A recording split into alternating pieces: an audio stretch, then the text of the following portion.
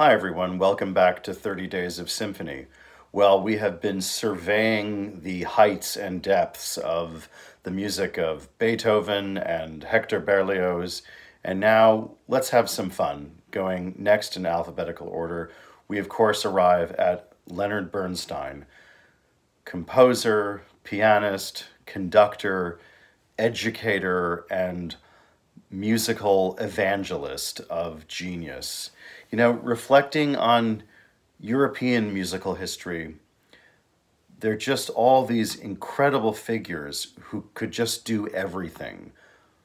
Bach, Mozart, Beethoven, Franz Liszt, Sergei Rachmaninoff, Gustav Mahler in England, Benjamin Britten. Composers, soloists, conductors, they could do it all. In American classical music, I think it's fair to say we've produced one person who could fit the bill. I think if George Gershwin had lived a longer life, he could have done this as well. But to date, American music has produced only one figure of that stature: composer, pianist, conductor of genius. And that person was Leonard Bernstein, whose centennial year, of course, the whole world recently celebrated. I have a slight connection on my own.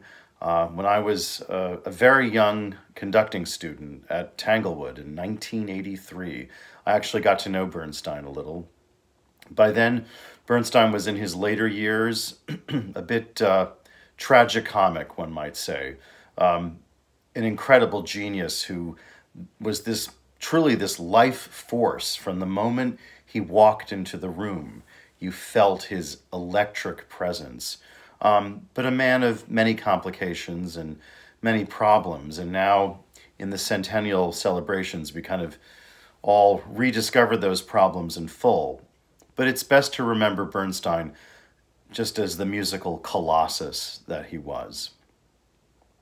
Bernstein spent his whole life trying to write that great magnum opus, that massive work for singers, maybe also actors, and symphony orchestra, a work on the level of, say, Gustav Mahler's Resurrection Symphony. And of course, Mahler was one of the main engines behind the whole Mahler craze that took over American music, music all over the world in the 1960s. But Bernstein was always searching for the bluebird. He was always trying to write that great American magnum opus on the scale of a Mahler symphony.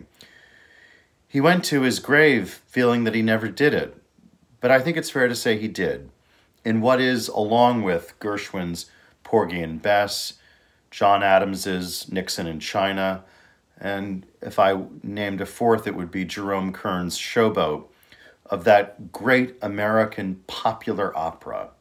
And that work, of course, is West Side Story.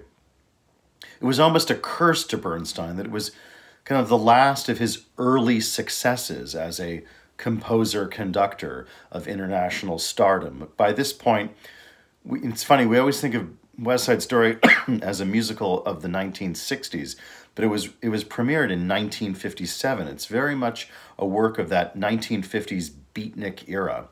And by this time, by 1957, of course, he was already well known as the composer of On the Town, Wonderful Town, two of the great American musicals, that great American operetta, Candide, numerous other scores like the music for the immortal Marlon Brando movie On the Waterfront. So he was already well-versed as this great American classical popular musician. In the tradition of George Gershwin, he was always aiming to bring the classical and popular worlds together in this kind of hybrid form of high art. Because, to be fair, he'd also by this point written two excellent symphonies, the Jeremiah Symphony and that uneven, complicated, but rich, just richly garnered work, the symphony called The Age of Anxiety. But it was in West Side Story, I would say, that Bernstein brought it all home, that classical spirit and his desire to raise the standards of American popular music theater.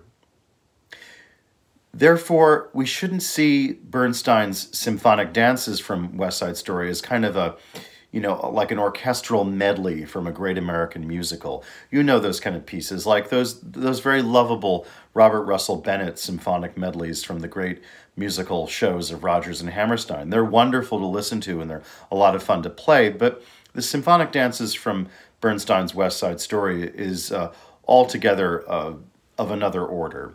This is a true symphonic poem, a series of, as the title says, symphonic dances. It's a work in 9 subsections that flow seamlessly together and really make up what is literally the American equivalent of, say, Tchaikovsky's great symphonic poem, his Fantasy Overture, as he called it, from the immortal Shakespeare work from which West Side Story is derived. Of course, I'm talking about Tchaikovsky's Fantasy Overture, Romeo and Juliet. Bernstein's symphonic dances from West Side Story are very much the American equivalent of that beloved masterwork. So it's no surprise that not only for strictly musical reasons, but really kind of a subconscious musicological feeling, we feel that this Bernstein work is part of this great tradition, Shakespeare, Tchaikovsky, Bernstein. Bernstein, of course, in his own personal life, having many of the complications that Tchaikovsky also had to endure. Well, let's get to the music. As I said, it's in 9 subsections that kind of flow seamlessly one to the next. We begin with the prologue. Here, we have this opening music that suggests the growing rivalry between our 2 West Side of Manhattan versions of the Montagues and the Capulets. Of course, I'm referring to the Jets and the Sharks. Then there's the section named after the song he wrote, Somewhere. And this is like a dream sequence in which the 2 gangs are actually united as friends. We then go into the Symphonic Scherzo. Here, these gangs, these teenage boys, kind of break out of the city confines and just celebrate just life, the joy of life. Then there's another dance, the celebrated mambo.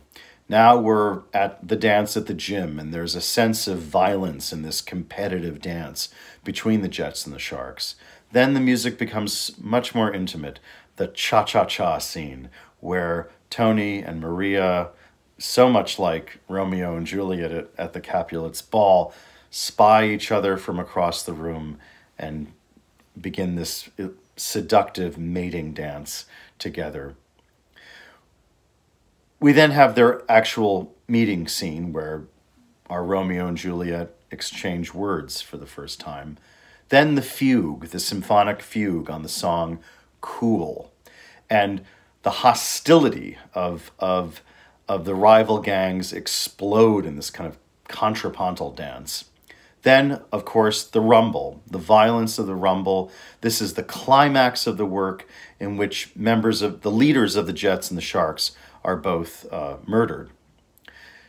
Then the finale, the Adagio. By this point, Tony has died in Maria's arms, and we have that heartbreaking reprise of the song Somewhere. There are a lot of great performances of the symphonic dances from West Side Story, and why not? It's just a winning symphonic piece with audiences everywhere. This is one of my favorites. It's from that other, well, in my education from America to England, another beautiful experience I'll never forget, the celebrated series of summer concerts in London at the Royal Albert Hall, to which flock thousands and thousands of young music students and music lovers of all backgrounds. I'm referring, of course, to the Proms. And this from back in 2007, when he was just arriving on the international scene, a conductor whom many of us, as strictly as a conductor, you could say is the Leonard Bernstein of our time, the great, brilliant, still youthful Venezuelan conductor Gustavo Dudamel, who had brought to London his own hometown band in which he had grown up as a musician, as a double bass player, I believe, the Simon Bolivar Youth Orchestra of Venezuela. Now, just put away all the politics for a moment, whatever you think about Chavez and Maduro and Venezuela and all that, put that away and just delight in how these amazingly gifted young musicians are playing as if their lives depended on it. We always think about how classical music is dying, and yet isn't it strange how every day they're all over the world, millions of gifted young people who just can't wait to play in a symphony orchestra. So now Leonard Bernstein's Symphonic Dances from West Side Story.